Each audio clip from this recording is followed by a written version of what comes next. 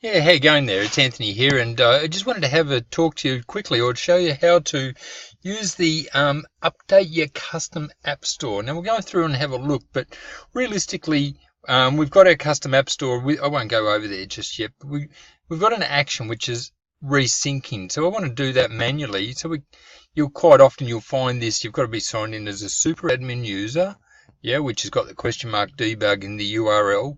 And then you have to actually find, potentially it's going to be in your technical settings, look for your scheduled actions. And you can see here that it's been designed to run at 12-hour intervals.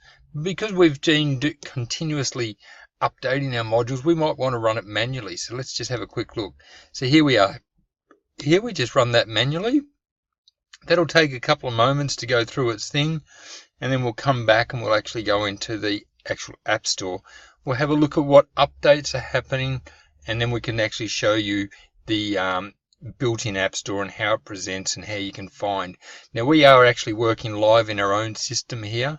Okay, so this is very much what you see is what you get here at with your Success Made Easier platform.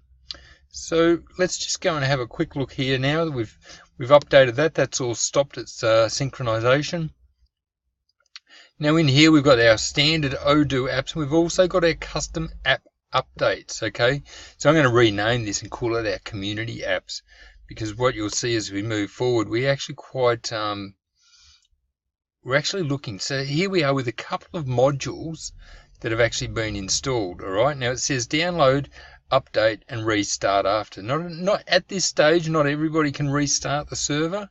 So we've been teaching our team, but if you've been putting this on in the global community, we can, so let's have a quick look there. We're going to have the web shop, actually no, that's not the one I wanted. And that's probably why. Custom app store, no. All right, so let's say, and I have actually just run one a moment ago, let's go and have a look inside our apps custom app store as well, because we've actually built a new module ourselves. And I'm going to just, if I go Control F and I want to find website, for the moment I can see that there's one there. Oh, that's interesting. It's on the sidebar menu.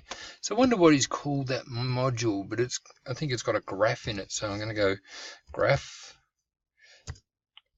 is no. Just having a look for that module. Sorry about this. Vente survey. Yeah, that's what we're looking for. So what we've done is created a survey module. Okay, so okay, so we'll just install that.